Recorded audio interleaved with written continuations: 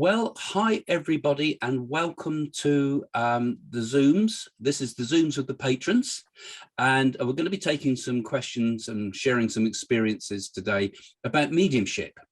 But I thought I'd give a little talk just in advance about some of the basics of how mediumship works. And because what we have today, there's lots of different types of mediumship, but what we have today is mainly what we call mental mediumship. So this comes through the mind, as it were. It's the spirit world will connect with the medium and connect with the medium like a mind-to-mind communication. So really it's a form, I see it as like a form of telepathy. And that telepathy is not with the person in front of you, but it's with a spirit world, with a spirit. So just as we can, test mental ESP through telepathy tests, telepathy also extends into other dimensions. So that's how we connect briefly with the spirit world. Now, it comes in a number of forms. Now, I had a quick look on Wikipedia before we did today, just to see what do they say about it. I've never seen such a lot of debunking in my life. Every single thing about mediumship is just a whole long lecture about why we shouldn't believe any of it. Anyway, putting that aside, I always put 3 basic aspects to mental mediumship, but they put 6, and I thought it was quite interesting. The first one is clairvoyance. So clairvoyance means clear seeing. And so this is when a medium kind of sees images, really. That's as I understand it. You see images, you see the actual visual type of information. But clairvoyance also, particularly in terms of ESP, is used to also describe things such as knowing information that you can't be known through the normal senses, in such as, for example, remote viewing would be a form of clairvoyance, and getting information like that would also be clairvoyance. So that would also be linked into this idea of clairvoyance, because there's kind of Ryan, who sort of was the first scientific investigations into these things, coined the various aspects of ESP, which can sometimes get a bit confused with this. But from what the standpoint I'm describing, a simplistic sort of view of it, is that clairvoyance could be like seeing. And then we also get clairaudience. Now this is spiritually hearing something. Now you don't normally hear spirit objectively. You hear it like inside your mind, as it were. So it's like, if you can imagine, I suppose you have an inner voice, like your own inner voice talks to you, doesn't it? You have an inner chatter sometimes. And I see clairaudience as a bit like that. You just listen to the inner voice. It's listen to what your inner mind is saying. Because I feel that most mental mediumship is more like an internalization of the attention and listening within. And that's how the spirit world, for me at least, connect with me. They give me images, they give me words.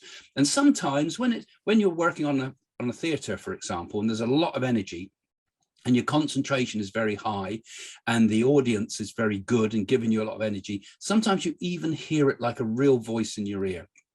But it's not necessary to hear it objectively like that. As long as your information comes through, you can give the proof of survival. And then we also have what's called clairsentience, which is like the sensing. So with clairsentience, we kind of get a feeling of the person. Now, the clairsentience is actually the most important part of making a mental mediumship connection, because you actually feel how the person died. You feel that what we call the conditions, if they died of a heart attack or something, or they had stomach troubles or brain cancer or other conditions. All those things are kind of linked into this idea of clairsentience. So that's very important, because also clairsentience involves things such as describing the person's personality, even if they're male or female, comes from the idea of clairsentience. It's like a gut feeling with that. This is kind of an impression, particularly in many of the physical impressions of that person. And then we also get Clairalience, which is smell, and so you sometimes will get a sense of smell with the person. It's much rarer to feel that, but I often notice that people often describe when someone dies, they get the smell of something, the smell of their perfume, for example. My nan used to wear 4711, and when she comes close, I sometimes feel that smell, can sense that smell almost. And when my dad died, the room filled with a beautiful smell of oh, what's the name of the flower? But anyway, but the beautiful smell came when my dad died as well, you know.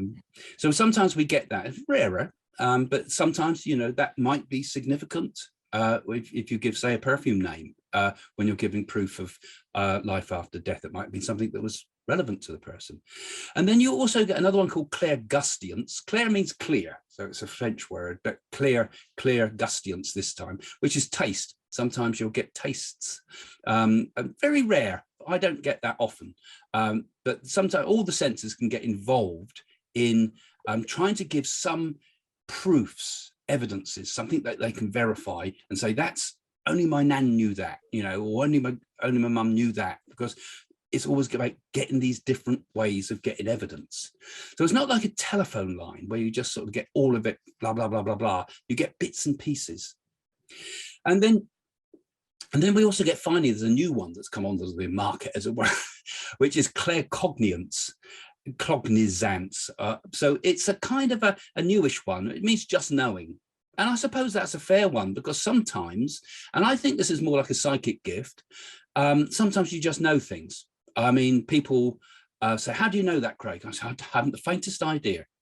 I just know it. And it's like it's my own memory. So I think the spirit world kind of work through all the different qualities that you have as a person.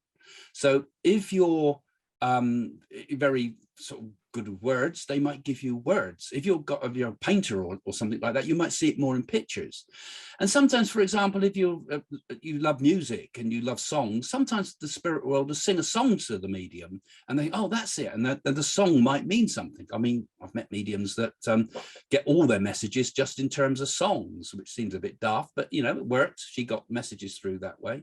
And others that who use it then to channel messages from the spirit world, and there's been mediums that have claimed to channel the music of Beethoven and new concertos and new piano pieces by Chopin and things. That has been done, and it's questionable, some of it, but, you know, interesting. So that's the main form of mediumship that most mediumship today is done by. There's lots of other forms. The two probably most significant ones is trance mediumship, in which the medium goes into a trance and talks. I'm pretty much unimpressed by most trance mediumship I see, because I think it's just unconscious talking.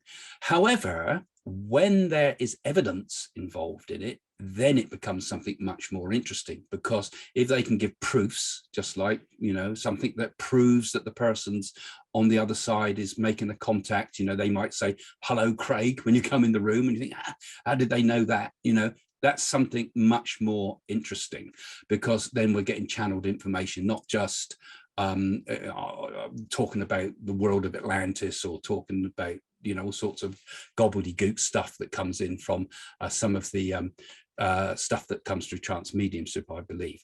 But, you know, but true, proper trance mediumship, brilliant stuff.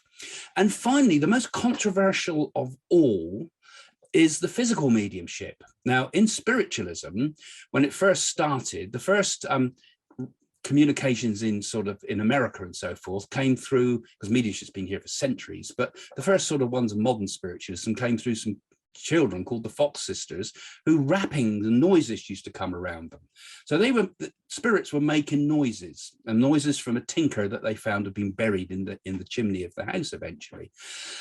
So that was the first start of sort of the spiritualist movement, coming from these knocking sounds, and eventually developed all sorts of physical ways of communicating with the spirit world, such as table tilting, the Ouija board, and finally something that was really interesting, which was called physical mediumship. Now, when this happens, an ectoplasm comes out of the medium. It comes out of the ears, the nose, the mouth, all the orifices basically, and builds up into a actual physical form of a spirit stood in the room. Now, I've been to physical mediums, and I can discuss some of that later with our experiences. I've had some disappointing experiences, but also had some fascinating experiences. And this is a form of mediumship, when I reference back to that Wikipedia page, which is quite easy to debunk, because there were an awful lot of cheats, and I think a lot of the stuff was justifiably debunked. But then a lot of the mediums were, you know, I think real, but had also unfairly been clobbered over things. In fact, Houdini tricked some of the mediums by planting things as well, and he was caught doing that. So, it's a very, very, very controversial form of mediumship that has existed. It's still going on today, though I've never seen anything real from what I've seen going around today. In fact, I've seen quite the opposite, cheats. But there has certainly been in my lifetime been people like a man called Gordon Higginson, who used to be able to manifest people incredible. And I have friends that had seen that. So those are the basics of mediumship. Okay, that's a really, in a nutshell, explanation of what mediumship's all about. Mental mediumship mainly. We also have trance mediumship, and then we have physical mediums. Physical mediumship being what I would call objective mediumship, where it actually appears outside. It's nothing to do with inner clairvoyance and things. It's more like it appears in the actual room where everybody can see it at the same time. That's objective mediumship. So there we are in a nutshell. So let's have a talk about that, guys, shall we, today, and see what our collective feelings are and what sort of experiences you might have had with us today. Right, what do you think? Any thoughts? Yeah, I think people do get the idea sometimes that going to see a medium is all about sitting round a table holding hands with the lights off. Because you get programs like Only Fools and Horses, and that is how they portray it, in comedy. And people think that is actually what happens when you go to see a medium. I'm sure they do. Absolutely. What do you think about that? Yeah, and Blithe Spirit, another one that they love to do. Oh, yes. Brilliant, but completely miles away from what a really mediumship is like. We're probably going to do something a bit like that on the seance room when we do it on set. Oh, that'd be interesting. But we all know in reality, you don't need any of that, do you? Really? No. I had two ladies come up here to my house. They came from the spiritualist church, and they were giving me healing on my shoulder because I'd had an accident and quite badly injured my shoulder, and the doctor wasn't doing much. So these two ladies came up, and I said, "We won't be alone. Is that okay?" I said, "This house, there's a lot of spirits around in this house," and both said, "We can really feel it." They said, "You're never alone in here." They said, "There's always spirits here with you," and they told me I was brought to this house, but they didn't know why. They said, "But you've tried to sell it and you haven't been able to sell it." And I said, "Well, no, I haven't." They said that they want to keep you here, but I understood you've got free will, so they couldn't hold you somewhere without you, without you wanting to be there. Yeah, that's absolutely right about that. We all have free will. In fact, within spiritualism, we talk about personal responsibility as one of the principles of spiritualism. And that basically implies free will immediately, and I think free will is so important to bring into all of this psychic and mediumistic work, because people ask me to make predictions and things, which I do, but you're only seeing the map. The consequences ultimately are up to us, particularly on a personal level, and also to an extent on the world level too. What's going to happen will happen according to our free will ultimately. The spirit world wouldn't tell you you've got to do something. I think of it as opinions. Yeah. I wonder why they said I'd been brought to this house. They didn't know what the purpose was, and I don't know. But I know I've always felt spirits in here, especially on the stairs. And it's not just me. People who come in here sometimes say, "Oh, is there someone else?" I keep thinking there's somebody over there. And they go to the place on the, they look at the place on the stairs where I always feel the spirits. If I go up and down the stairs, sometimes I felt somebody stroke my hair. And I've also felt tingles go right up and down my spine very strongly sometimes. But not just me, also the dogs will sometimes look at the stairs and they'll start wagging their tails like mad. There's nothing there that you can actually physically see, but... so these two ladies picked up on that immediately from the spiritualist church. Yeah, I think places draw us. I don't know whether it's the spirit world that makes us come in a certain place. This house that Jane and myself are in, we've always felt it was kind of meant to be for us, and particularly when we got the place in Winchester now where we do this, where we do our broadcast from, and the rest of it. I mean, there's a real energy there, and it There felt like it is. was meant to happen. You know, a real powerful energy, because it's a dedicated place to spiritual work now, and it's already, Yeah. even in the short time we've had it comparatively, started to develop a real power. And I think But the place first, has a bit to do with it, but, so, you know, setting has a lot to do sometimes with getting good, clear yeah. mediumship. But the first time you were broadcast from there, I had a very strong feeling that there was something there with you, and they didn't want you to use it like that. I had a very strong feeling. Yeah, I thought, you know, I don't know. It passed. You know, by the time I put it on the messages and, you know, said I can feel somebody in the room with you, that feeling had passed. So I don't know what went on in that room before. Did you ever find out? no, we didn't find out. I think it's been used over a long, long time. It's a Victorian building, quite early in Yeah. Victorian times, and when we first went in there, Domenico was jumping at things because certain odd things were starting to happen. We were getting Yeah. strange noises, footsteps going through the room, and the building's completely empty, because at night when we go in, there's not a soul. You know, there's no upstairs or anything like that. So, because we were the only ones, you know, nobody else could get in, No. and so we're hearing footsteps through the room and things like that. So I think sometimes spirit does kind of project itself, objectify itself like that. Yeah. But it feels I great for haven't. us. I mean, we Yeah. feel it's perfect. Yeah, I haven't felt anything Mm, since. It was just that one time when you first broadcast, and yeah. I was picking up this. Oh no, no, you know, In fact, careful that you know the yeah. anybody watching this, patrons or otherwise, actually, if you're in Winchester, or near the Winchester area, I want some guests actually for a seance I'm going to do there in the coming weeks. So you're welcome to write to me on the website at psychics.co.uk. I'll put the contact form there, or if you're a patron through the patrons system, and you're welcome to come along as a guest for one of the seances I'm going to do. It's going to be on a Tuesday, and I think in about 3 weeks' time we got it planned for. We're going to do a test run for the seance room, so it would be quite nice to have reasonably sympathetic people, you know, who are kind of open to mediumship. But we'll do some mediumship there. We're going to be doing some of that as well. So, anybody ever experienced any physical mediumship? Yes, I have. Who's going to go first then? Okay, Christine, let's have a listen to what you've heard. Yeah.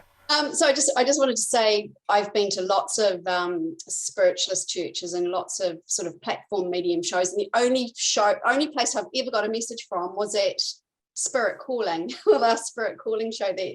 Oh, you came to us. And Jane gave me a message which was absolutely 100% accurate. Everything she said was just completely accurate, and she actually helped me to solve a bit of a genealogy problem that hadn't been able to solve for a few years. So I just wanted to say that up front. So I don't know whether this is physical mediumship, but I've been to like a workshop that was taken by a medium, and I think it was more transfiguration, which I guess that's the type of physical mediumship, but she basically transformed into like the physical replica of one of her spirit guides, which was an old Asian man, and it was actually quite amazing. She just changed, her face changed, her body, it just was, yeah, it was incredible. It was absolutely incredible. So yeah, I witnessed that firsthand, and it was pretty mind-blowing. Yeah, that can be pretty incredible, this transfiguration. Christ did transfiguration in the upper room, I think. He might have been a medium, but I used to work with a medium called Bill Landis, who in turn worked with Kenny Everett's wife. I've forgotten her first name now. Lee Everett, right? Lee Everett, and she was a transfiguration medium, and she was amazing. I mean, her face used to sort of change subtly, but you could see people would walk up to her and look into her face, and you could see your spirit communicator in her face.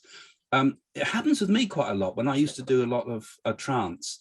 I used to just sit there, and the faces of others used to sort of overlay your own, you know, and sometimes even a mask can appear over the face. People used to see what we call an ectoplasm mask come over the front of the face. So it's not like it's subtle. It's very subtle. I haven't seen it because I was doing it, but I've seen it on other mediums. And this is when you start to think, okay, all these people can say whatever they like about physical mediumship, but when you see it for yourself, it changes everything, because you know it's real then.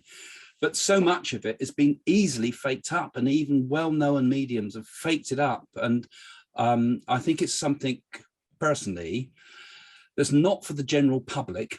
I think physical mediumship should be for other mediums, ultimately, so that those that are developing can strengthen their connection and their knowledge of the spirit world. It should be like a hidden tier, and let the actual medium see it, as opposed to open it up to all and sunder, and next thing you know, all sorts of negative things going on.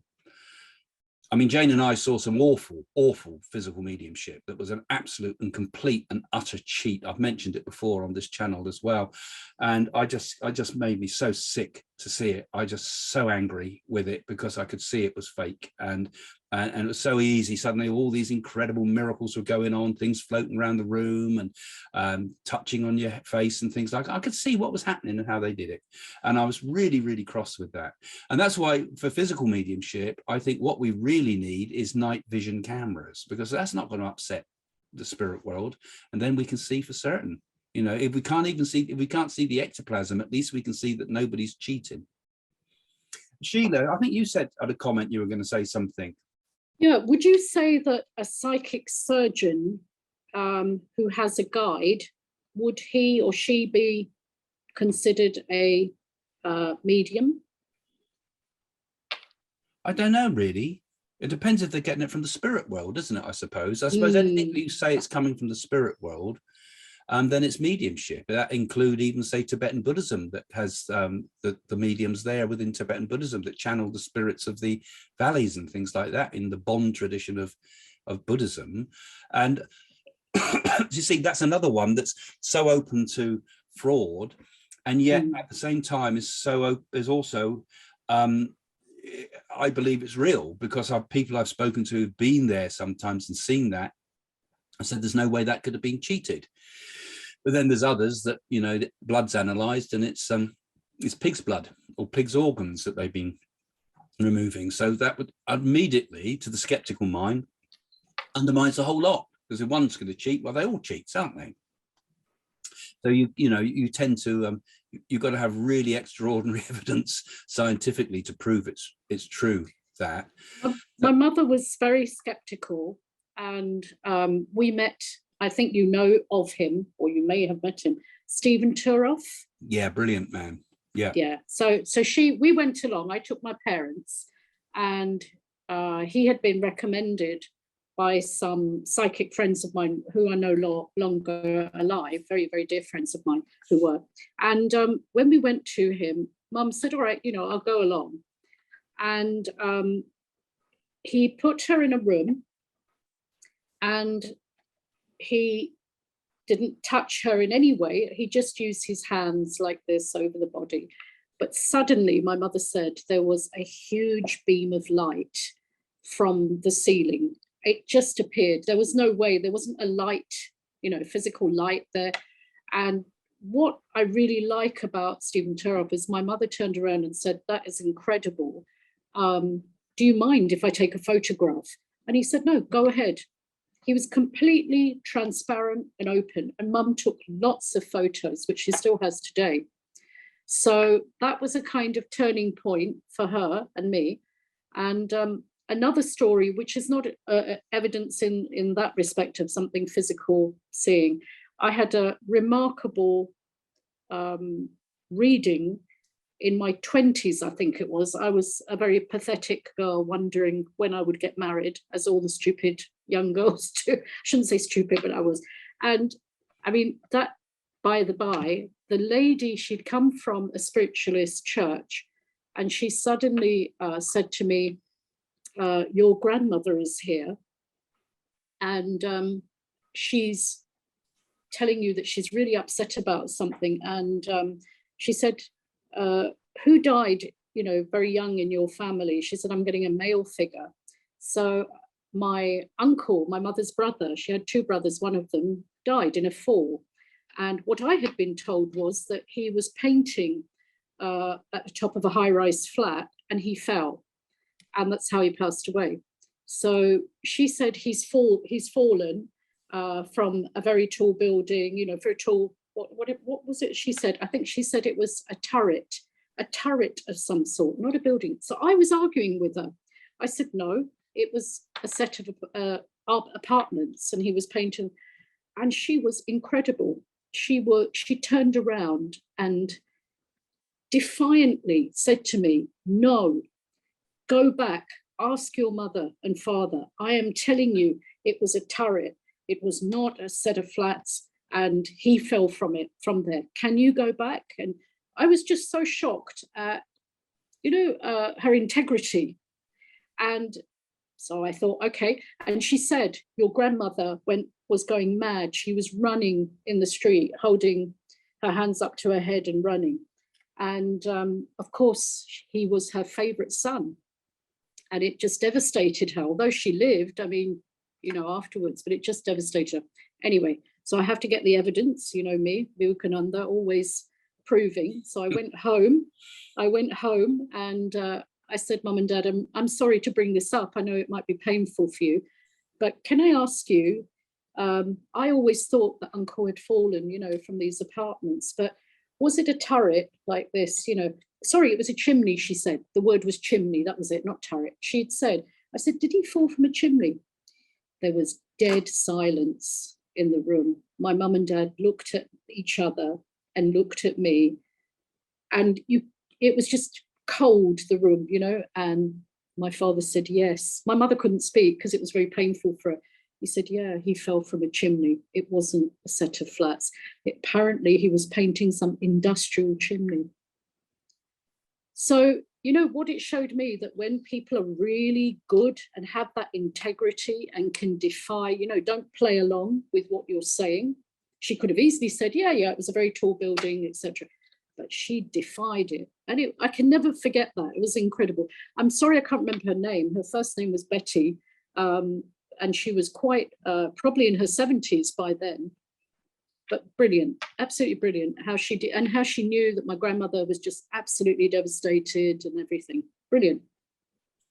Yeah, so sad you don't remember her name, but that's not important, I suppose, in some respects, because they're often the best mediums like that and not well known, are they? Yeah, exactly. She was just brilliant. What I liked was that she defied me. That, you know, and for good reason, to give the truth, to prove that she was telling the truth, and that I really appreciated. Yeah, I think as mediumship, you have to be quite a bit like that, don't you? You have to be stubborn and push don't let them, because you'll see a sort of a bad one will, like you say, let it go, won't they? They say, oh yeah, that's right. Or they'll feed back stuff that's already been said, and then, you know, it gets weaker and weaker and weaker. But I think the whole thing with mediumship is you have to keep fighting for more and more evidence. When a person develops a mediumship, you just got to keep getting a little bit more, a little bit more, a little bit more. And if you do that, the evidence starts to become important more. I mean, I've watched some mediums who didn't give any evidence at all. You know, just spirit says everything's going to be all right, you know, and give some strange sort of symbolic stuff. And you think, oh God, what am I listening to here? So that Betty there, a rare gem. Lovely. Thank you for that story, Sheila. That's lovely. Anybody else had any interesting experiences you'd like to share? I'll tell you about one in particular. And can you hear me okay? Yeah, can hear you okay. All right, good. Just, yeah. This one, I was completely spoiled seeing this because I didn't actually realise what I was walking into. Just around the start of when I was first experiencing things, and I was trying to, you know, seek answers, figure it out, am I completely bonkers or what? And I signed up to go to a session at the Victorian Spiritualist Union. And when I got there, I can't remember the medium's name, unfortunately, but she was from the UK. There would have been about 8 people there, like in a big horseshoe, and she was in the centre by herself, quite far from everyone. So, and you could actually see. And I just couldn't believe it. I was sort of sitting, you know, if she's like here, I was off to the side. And this mask thing, it came out that it was thick, and I could see from the side view that it was sitting like this far off her actual face, so I could see her face and then see this ectoplasmic face in front. But at the time, I thought, I'm crazy. I'm so crazy. I'm just seeing these things. And it was probably 2 hours that it went around the room, and I could see it the whole time. I could see the eyes were a different colour to the mediums. I could see the lids blinking. I just thought I was bonkers. And then at the end of it, because I still didn't know, because I didn't know all this stuff that I know now. And I was asking everyone, like, did you see that? Did you? And everyone knew what they were coming for and expected to see that. And I must have asked like 40 people, and they're like, oh, yeah, transfiguration medium. But I just had no idea. I thought I was a crazy person seeing things. But anyway, everyone saw it, and it was just fantastic. And I really appreciate like the view that I had, that it was from the side, and I could see that separation between her face and this mask just floating in the air. And when I asked a question, like, she actually like turned and looked at me, and the eyes of it was just amazing, absolutely amazing. That's an absolutely fabulous description. It was, yeah. I just light up when I talk about it. Smile. So this happened in Australia? Yes, it was a UK medium that had come over though. Okay. I know there's a lot of interest in physical mediumship in Australia at the moment, actually, because I know, and there's good and bad. You see, there's a few out there that are real scumbags, but she sounds like absolutely fabulous, because you could witness that. Yeah. Hang on, close up. Yeah. And you didn't even know you were going to a physical mediumship. No, I didn't know. I knew it was trance, but I didn't even think I really knew what physical mediumship was, really. So, but at the time, I was seeing and hearing objectively. I don't so much now, but I think Spirit gave me that at the start, because I wouldn't have anything subtle. Like, there's no way I would have believed it, because I was an atheist. So I feel like they had to be very full on in the approach to get my attention, which got me looking and got me into the spirit union and seeing things like that. Otherwise, I mean, I'd still be an atheist. Well, it's absolutely fantastic, really. I mean, because it's obviously transformed the way you think about these things. And when you see something like that with your own eyes, and I presume from what you're saying, everybody saw this, just to get it clear, it wasn't just you. No, it wasn't me. It was like everybody. Yeah, it was awesome.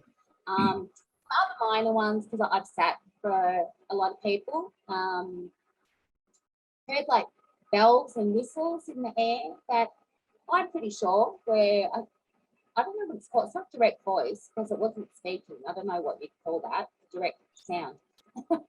I believe that was genuine too, because the medium was like tied in a chair like 15 foot to my left, and I could hear it above me and to the right.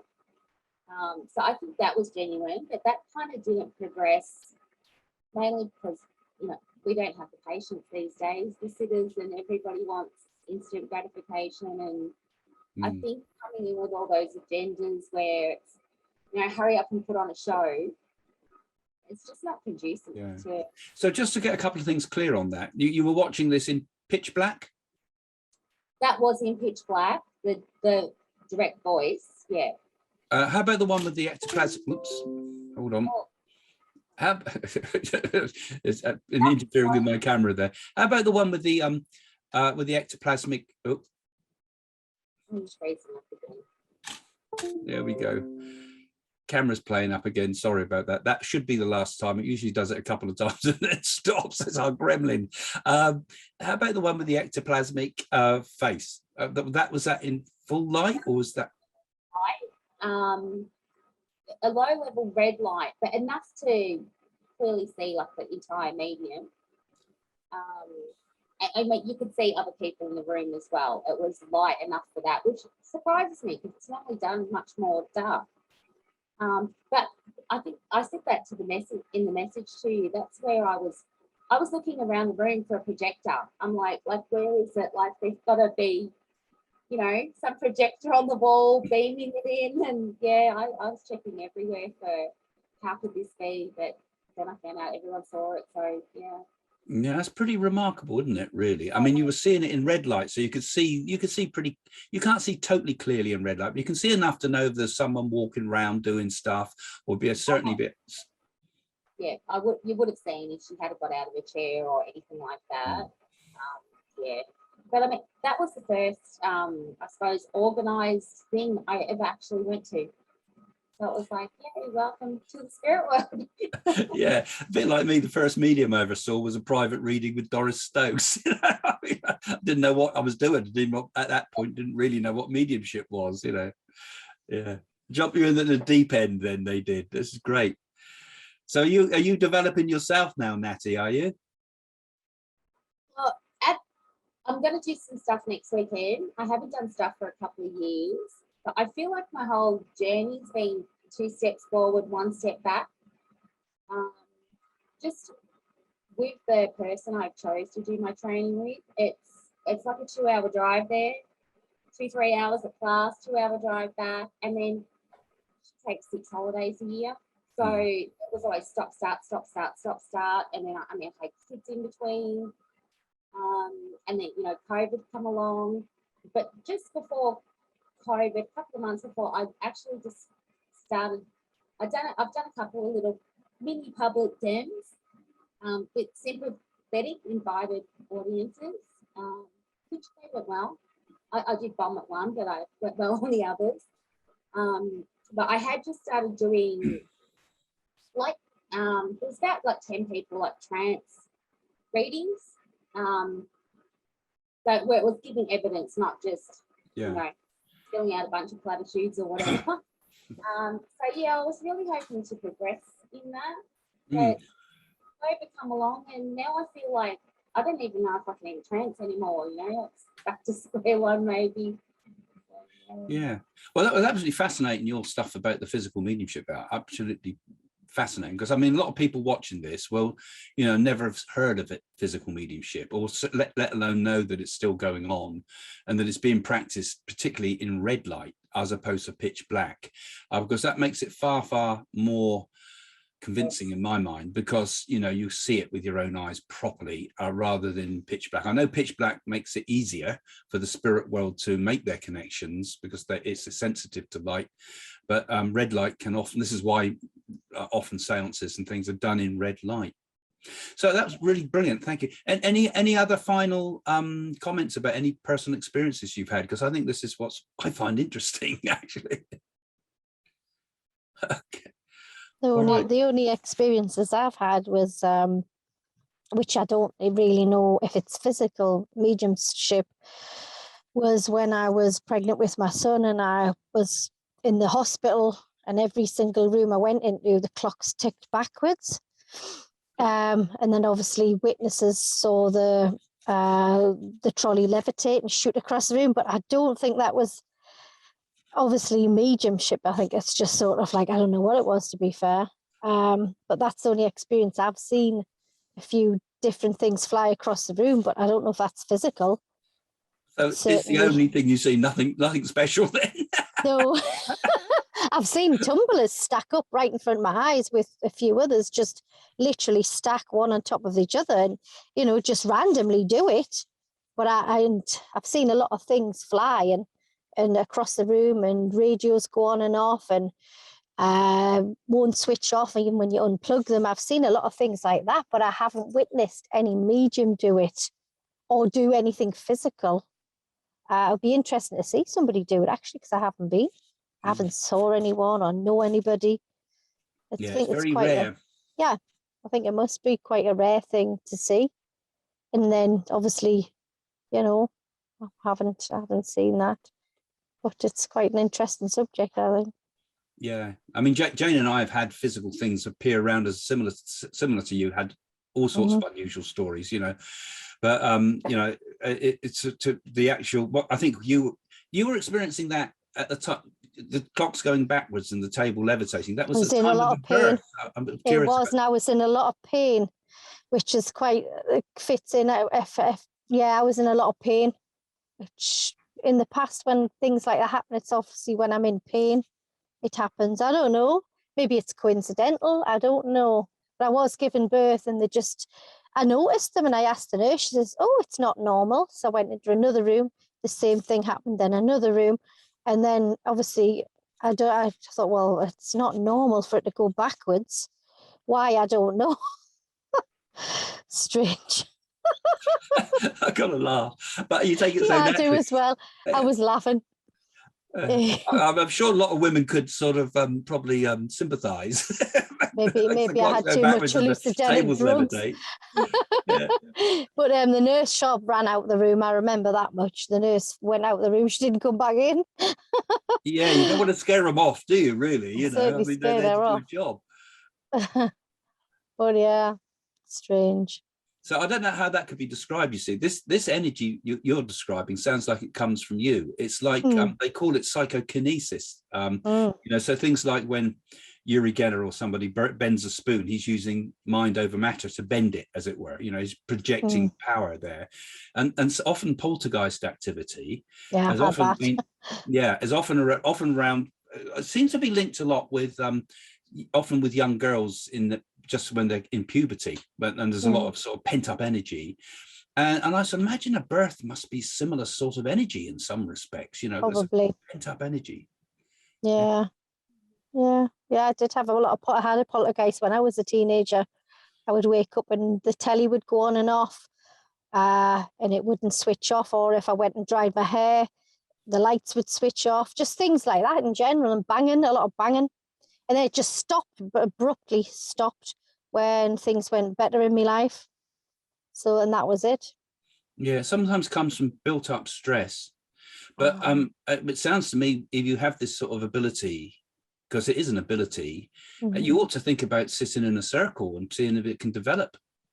I was thinking about that, and I was trying to look for one, and it's finding the one that's the right one. If you know what I mean. I don't know if it's a spiritualist church, a good place to start. Yeah, it would be, actually. You're based in Scotland? Northeast, Tyne Wear. Tyne and Wear.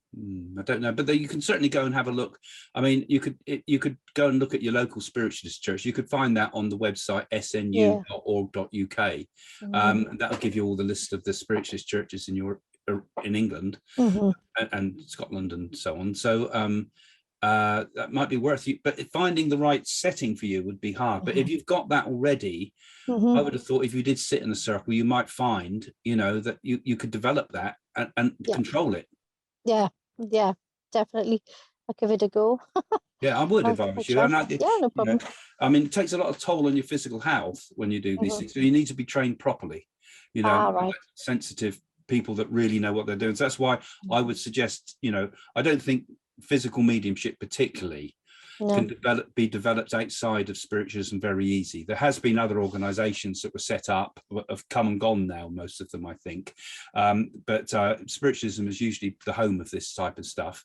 And particularly if you were to, you know, if you did get interested in spiritualism, go and visit Stansted, which is the headquarters of spiritualism, where they do courses on physical mediumship and things, you know. I'll have a look online, see what they do. Yeah, have a look, and you could ask about that. Yeah, lovely, thank you.